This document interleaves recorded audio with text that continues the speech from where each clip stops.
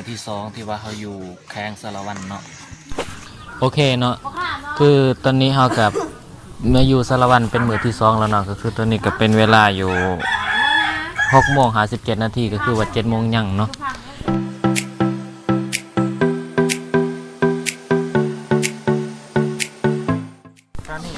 โอเคเนาะตอนนี้เขาก็อยู่ที่บ้านคันจมเนาะเมืองสารวันแขวงสารวันนี่เองเนาะก็คือว่าตอนนี้เขาก็กำลังสิไปใส่เกาะข้ามกันเลยจะไปใส่เกาะไปเซ่ไปหาดบ่ไม่มีหาดบ่โอ้คือตอนนี้เกินว่าพรีเซนเตอร์ของเขากำลังจะพาเขาไปยังเกิดว่าไปลงหาดเนาะโอเคเนาะตอนนี้เขาก็กำลังซีฮอดเซโดดมาเบิ่งเซโดท่านผู้ชมโอ้โกม่วงตัวนี้ใหญ่เนาะ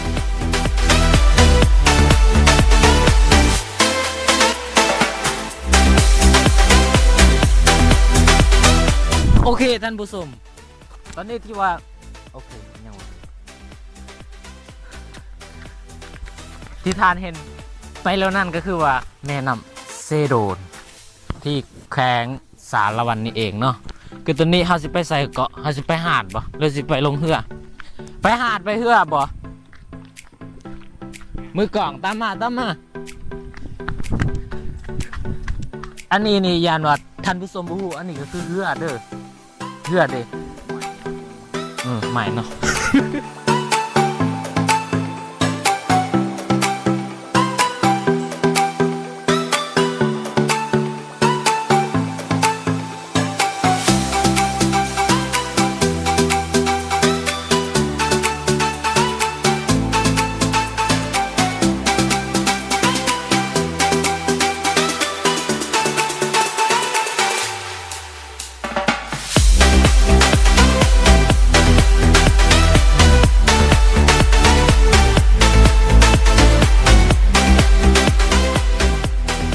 ท่านผู้ชม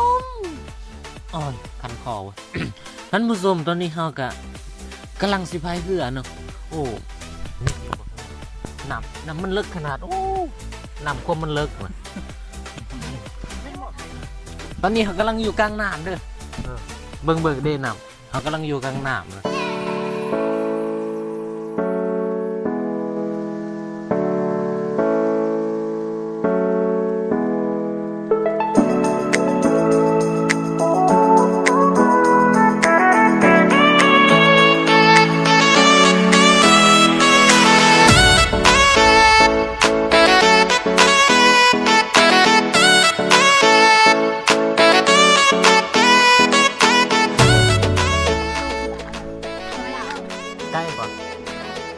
ใกล้บ่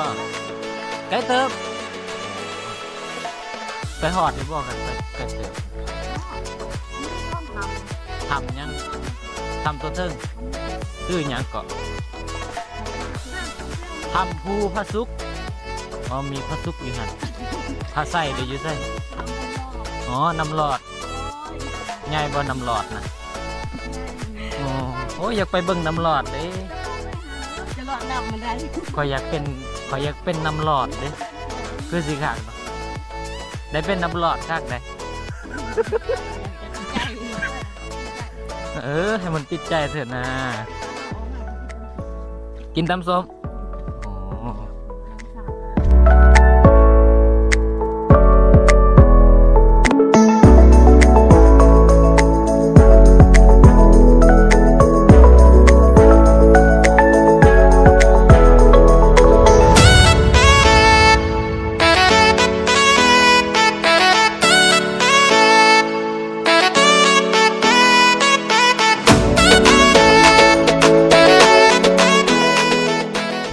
ตอนนี้เราก็กำลังสิเขาไปกินข้าวเนาะหลังจากกินข้าวแล้วเราก็สิไปหาเที่ยวซึ่งว่าได้ยินเขาบอกว่าได้ยินพรีเซนเตอร์เพิ่นบอกว่าสิพาไปเที่ยวคืออยู่ถ้ำเนาะเราบ่ฮู้ว่าเป็นถ้ำยังแต่ว่าเขาจะไปเบิ่งเนาะว่าเขาสิพาไปเที่ยวอยู่ถ้ำใดเนาะนี่สารวันมาแล้วโอเคเนาะตอนนี้เราอยู่ในเรือนเนาะ ที่ว่าเห็นมืดๆอยู่นี่บ่แม่นอยู่ไสอยู่ในเฮือนเป็นว่าเขาเจ้า นี่ก็คือช่าง อันนี้อ่ะเป็นแก้วเนาะแก้วตัวนี้มันมีสายพันธุ์คือกันไดซึ่งว่าสายพันธุ์แก้วตัวนี้มันเป็นสายพันธุ์ของ นี่รู้ โอ้มีไดโนเสาร์เว้ยตอนนี้เราอยู่กับพาเขาสารวันเนาะ